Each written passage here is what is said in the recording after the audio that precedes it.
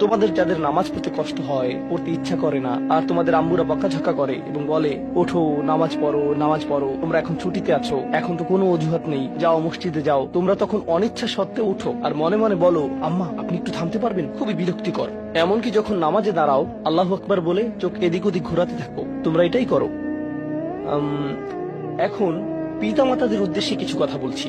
যদি আপনার বাচ্চাদের জোর করে নামাজ পড়ান, চাপ প্রয়োগ করে নামাজ পড়ান, বকাঝকা করে নামাজ পড়ান, তখন তারা হয়তো কোনো মতে নামাজ পড়ে, আর তাদের বয়স 13, 14, 15, তাদের নামাজ পড়া দেখে আপনার হয়তো ভালো লাগে, কিন্তু তারা তো নামাজ উপভোগ করে না।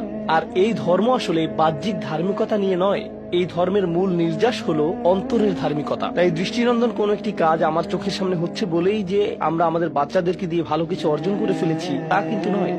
এক দৃষ্টিতে এটা ভালো, কিন্তু এটা তো কৃত্রিম, এটা বাহ্যিক, যেন সুন্দর একটা গাছ কিন্তু ভিতরটা ফাঁকা। আর আল্লাহ এই ধর্মের মূলকে এভাবে বর্ণনা করেছেন, আসলুহা সাবিত ওয়া ফারউহা ফিস সামা, যার মূল সুদৃঢ়ভাবে স্থাপিত আর শাখা প্রশাখা আকাশ পানে বিস্তৃত।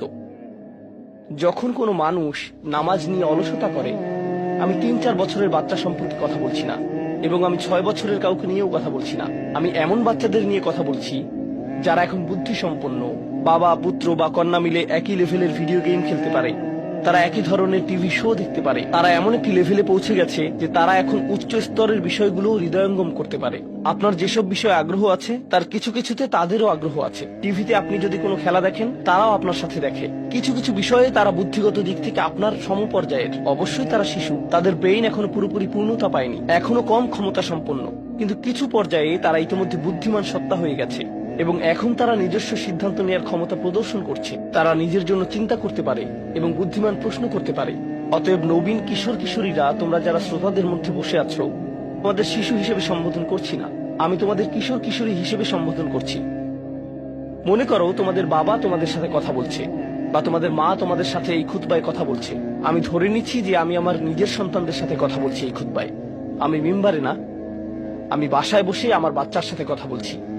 তখন আমি কিভাবে তাদেরকে নামাজ পড়তে বলবো? প্রথম যে বিষয়টা বলে আমি কথা শুরু করতে যাচ্ছি তা হলো, প্রিয় সন্তান, এমন একটি সময় ছিল যখন আমি তোমার কথা জানতাম না, তোমার সাথে আমার কোনো সম্পর্ক ছিল না, তোমার কোনো অস্তিত্ব ছিল না, আমি তোমার ব্যাপারে কোনো পরোয়া করতাম না, তোমার কথা কখনো চিন্তা করতাম না, তুমি আমার নিকট কিছুই ছিলে না। লাম ইয়াকুন শাইআম মাযকুরা। কোরআন বলছে মানুষের জীবনে এমন একটা সময় ছিল যখন কেউ তাকে স্মরণ করতো না, একেবারেই না। আমি তোমাকে একটুও ভালোবাসিনি, কারণ তুমি আমার নিকট জিরো ছিলে, কিছুই না। কিন্তু হঠাৎ করে আমার জীবনে তোমার আগমন ঘটলো। এমনকি যখন আমি জানতে পারলাম যে তোমার মা তোমার জন্ম দিবে, যখন সে তার পেটের মধ্যে তোমাকে বহন করে চলছিল, এমনকি তোমার মাও ভাবতো কেমন হবে আমার সন্তানটা, কিন্তু আমার কোনো ধারণাই ছিল না, আমার কাছে কোনো তথ্য ছিল না। আমার একটা অংশ এই ভয়ে থাকতো যে তুমি হয়তো আমার মতো হবে, কিন্তু আমার কোনো ধারণাই ছিল না কেমন মানুষ হবে তুমি। এমনকি তুমি যখন একটু একটু করে বড় হচ্ছিলে, তুমি যখন একদম ছোট বাচ্চা ছিলে, আমি আসলে জানতাম না তুমি কে। আমি শুধু জানতাম তোমাকে খাওয়াতে হবে, আর মাঝে মাঝে তোমার থেকে দুর্গন্ধ আসতো। এছাড়া তোমার সম্পর্কে আমি তেমন কিছুই জানতাম না। এখন তুমি যেহেতু বড় হয়ে উঠছো, এখন আমরা পরস্পর কথা বলতে পারি এবং যোগাযোগ করতে পারি। তুমি স্কুলে যাচ্ছ, আমরা একই বাড়িতে বাস করি। আমি শুধু তোমাকে জানাতে চাচ্ছি, আমাদের মধ্যে এই সম্পর্কটি সবসময় বর্তমান ছিল না। আমি তোমাকে আরো জানতে চাই, এই সম্পর্কটি সবসময় বর্তমান থাকবেও না। খুবই অল্প কিছু সময়ের জন্য আমরা দুজন একত্রে থাকবো, আর অল্প কিছু দিনের মধ্যেই তুমি পুরোপুরি বড় হয়ে যাবে, তুমি যুবক হওয়ার পথে। এটা খুব দূরের জিনিস না। বস্তুত তোমার বাচ্চাকাল থেকে এখন পর্যন্ত সময়টাকে আমার কাছে 1 মাসের মতো মনে হয়। চোখের পলকে তুমি এখনকার তুমি হয়ে গেছো। কিছু বুঝে উঠতে উঠতেই তুমি বড় হয়ে যাবে। একদিন ইউনিভার্সিটিতে যাবে, চাকরি করবে, বিয়ে করবে, এর সবকিছুই ঘটবে ইনশাআল্লাহ, যদি আল্লাহ ইচ্ছে করেন। যখন ওই ব্যাপারগুলো ঘটবে, তখন আমাদের সম্পর্কটা আর আজকের মতো থাকবে না। বাড়িতে এসে তুমি আমার কাছে ছুটে আসবে না, তুমি আমার সাথে সময় কাটাবে না। তোমার নিজের চাকরি থাকবে, পরিবার থাকবে, স্ত্রী থাকবে বা স্বামী থাকবে, তোমার তখন নিজের জীবন থাকবে। সুতরাং আমাদের হাতে একত্রে যে সময়টুকু আছে তা খুবই সীমিত। এমনকি এই সময়টুকুতেও তোমার স্কুল আছে, আমার চাকরি আছে, আমাকে বাজার করতে হয়। আমাদের হাতে হয়তো দৈনিক 20 মিনিট সময় থাকে সত্যিকারের কথা বলার। আমাদের একসাথে অতিশয় সংক্ষিপ্ত কিছু সময় থাকে। তুমি যখন বড় হয়ে যাবে, তখন আমার সম্পর্কে তুমি শুধু আমাদের একত্রে কাটানো ওই গুটিগত মুহূর্তগুলোর কথাই স্মরণ রাখবে, কারণ আমাদের কাছে একত্রে কাটানোর মতো 24 ঘন্টা নেই, আমাদের নেই। তো মোট কথা, প্রথম যে জিনিসটি আমি তোমাকে জানাতে চাই তা হলো, আমি তোমাকে কোনো মতে চিনি।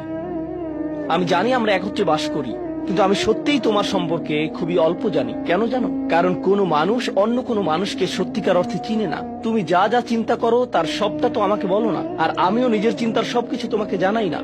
কিন্তু এমন এক সত্তা আছেন যিনি তোমাকে চিনতেন, এমনকি যখন তুমি আমার নিকট কিছুই ছিলে না তখনও। এমন এক সত্তা আছেন যিনি তোমাকে তখনও ভালোবাসতেন যখন সৃষ্টি জগতের কেউই তোমাকে ভালোবাসতো না, এই জগতের কেউই তোমাকে স্নেহ করতো না। এমন এক সত্তা আছেন যার সাথে তোমার সম্পর্কটা আগামীতেও থাকবে, যদিও তোমার আমার সম্পর্ক আগামীতে পরিবর্তিত হতে যাচ্ছে। ছোটবেলায় আমার বাবার সাথে আমার এক ধরনের সম্পর্ক ছিল, কলেজে পড়ার সময় তার সাথে সম্পর্কটা অন্য ধরনের ছিল, আর এখন তার সাথে আমার সম্পর্কটা সম্পূর্ণ ভিন্ন রকম। যদিও আমরা একই মানুষ আছি, কিন্তু আমাদের সম্পর্কে আমূল পরিবর্তন এসে গেছে। কিন্তু একজন এমন আছেন যিনি সর্বদা তোমাকে ভালোবেসে গেছেন, তোমাকে নিরাপত্তা দিয়ে গেছেন, তোমার ভালোর জন্য পরিকল্পনা করে গেছেন, তোমার যত্ন নিয়েছেন একেবারে শুরু থেকেই, আর তিনি সব সময় তা করে যাবেন। আর সেই সত্তা আমি নই, আমি তোমার জীবনের একটা পর্ব মাত্র। এটা সুন্দর একটা পর্ব যা আল্লাহ তোমাকে আমাকে একত্রে দান করেছেন, কিন্তু এটা কোনো স্থায়ী পর্ব নয়। এটা ছিল প্রথম ব্যাপার যা আমি তোমাকে জানাতে চেয়েছি। দ্বিতীয় যে বিষয়টি আমি তোমাকে জানাতে চাই তা হলো, আমি যখন তোমাকে নামাজ পড়তে বলি বা কোনো কিছু করতে বলি, তোমার তখন মনে হয় আমি তোমাকে নিয়ন্ত্রণ করছি, তোমার উপর বসগিরি দেখাচ্ছি, তোমাকে কেবল এটা ওটা করতে বলি। আমি চাই তুমি জেনে রাখো, আমার পক্ষে আসলে তোমাকে নিয়ন্ত্রণ করা সম্ভব নয়। আমি তোমাকে উপদেশ দিতে পারি, কঠোরতা দেখাতে পারি মাঝে মাঝে, এটা সত্য, কিন্তু অতি সত্বর তুমি এতটা বড় হয়ে যাবে যে তখন যত জোরেই আমি চিৎকার চেঁচামেচি করি না কেন, আমার কণ্ঠস্বর যত উঁচুই করি না কেন, যত হতাশাই ব্যক্ত করি না কেন, এতে কোনো লাভ হবে না। কারণ তোমার সিদ্ধান্তগুলো তুমিই নিবে। তুমি এরকম বলবে, আচ্ছা বাবা আমি একটু পরে তোমাকে কল দিচ্ছি, আমাকে এখন যেতে হবে, আরেকটা কল এসেছে। তুমি তখন আমাকে অপেক্ষায় রাখবে আর নিজের কোনো প্রয়োজন সারবে। মূলত অধিকাংশ সময় তোমার পছন্দ অপছন্দের উপর আমার কোনো নিয়ন্ত্রণই থাকবে না। তুমি যখন স্কুলে থাকো এবং বন্ধুদের সাথে আড্ডা দাও, তাদের সাথে কথাবার্তা বলো, আমি ওইসব কথাবার্তার কোনো কিছুই নিয়ন্ত্রণ করি না। আর আমি যদি ইতিমধ্যেই তোমাকে আইপ্যাড বা ফোন বা এরকম কিছু দিয়ে থাকি, আর এগুলো দিয়ে তুমি তোমার বন্ধুদের সাথে যোগাযোগ করো, তুমি তখন কোন ধরনের যোগাযোগ করো তার উপর আমার কোনো নিয়ন্ত্রণই থাকে না। এমনকি যদি আমি ওইসব ডিভাইসে প্যারেন্টিং কন্ট্রোল অ্যাপস ইনস্টল করে দেই, তবুও আমি তোমার চিন্তা নিয়ন্ত্রণ করতে পারি না। আমি কিছুটা নিয়ন্ত্রণ পেতে পারি, কিন্তু সেটা খুবই সীমিত। তবে এমন একজন আছেন যিনি নিয়ন্ত্রণ করে গেছেন তোমার শরীরের প্রতিটি কোষ। এক সময় তুমি যে মাইক্রোস্কোপিক তরল পদার্থ ছিলে, সেটাও তিনিই নিয়ন্ত্রণ করে গেছেন, যা তোমার মায়ের গর্ভে বড় হচ্ছিল, যা নিয়ন্ত্রণ করছিল তোমার জেনেটিক ক্রোম, যার উপর ভিত্তি করে তোমাকে সৃষ্টি করা হয়েছে। কেমন হবে তোমার শরীরের রং, তোমার চুলের আকৃতি, তোমার চোখ, তোমার বুদ্ধি কেমন হবে, তুমি কতটা লম্বা বা বেটে হবে, এর সবকিছুই তিনিই নিয়ন্ত্রণ করে গেছেন। তোমার উপর আসলে তার নিয়ন্ত্রণ আছে, আমার নয়। আমার একটি কথা মনে পড়ে গেল, যা রাসূল সাল্লাল্লাহু আলাইহি সাল্লাম তার মেয়ে ফাতিমা রাদিয়াল্লাহু আনহাকে বলেছিলেন, ইয়া ফাতিমা বিনতি মুহাম্মদ ইত্তাকিল্লাহ ফা ইন্নী লা আমলিকু লাকি মিনাল্লাহি শাইআ। ও ফাতিমা, মুহাম্মাদের কন্যা, আল্লাহর ব্যাপারে সচেতন থাকো। আল্লাহর নিকট আমার কোনো কর্তৃত্ব থাকবে না তোমার ব্যাপারে। এখন আমরা পরবর্তী পয়েন্টে এসে গেছি, যা এই কথার সাথে সম্পর্কিত। আমার যেহেতু নিয়ন্ত্রণ নেই, সত্য হলো তোমার ব্যাপারে আমি যতই সংরক্ষণশীল হই না কেন, আর আমি চাই যে তুমি ভালো করো, তবুও তোমার ভালো আমি নিয়ন্ত্রণ করি না, আর আমি এর জন্য দায়বদ্ধ নই। আল্লাহ প্রতিটি মানবকে তার নিজের জন্য দায়বদ্ধ করে সৃষ্টি করেছেন। দেখো, তুমি যদি ট্রাফিক আইন লঙ্ঘন করো, যদি একদিন ড্রাইভিং লাইসেন্স পাও এবং এরপর রাস্তায় লাল বাতি উপেক্ষা করে চলে যাও, পরে পুলিশ তোমাকে ধরলো, তখন তো তুমি বলতে পারবে না, আপনি একটু আমার বাবার সাথে কথা বলতে পারবেন না। তোমার নিজেকেই এই পরিস্থিতির মোকাবেলা করতে হবে। তোমার ইউনিভার্সিটি প্রফেসর যখন তোমাকে ফেল মার্ক দিবে, তখন তো বলতে পারবে না, একটু থামুন, আমার মাকে একটু কল দেই। না, তুমি নিজেই এই ফেইলের জন্য দায়ী। আইনের কোর্টে তোমার কাজের জন্য তুমি দায়ী, ইউনিভার্সিটিতে তোমার পাশ ফেলের জন্য তুমি দায়ী, তোমার চাকরিতে তুমি তোমার জন্য দায়বদ্ধ, তোমার স্বাস্থ্যের ক্ষেত্রে তুমি কি আহার করো তুমি তোমার জন্য দায়বদ্ধ।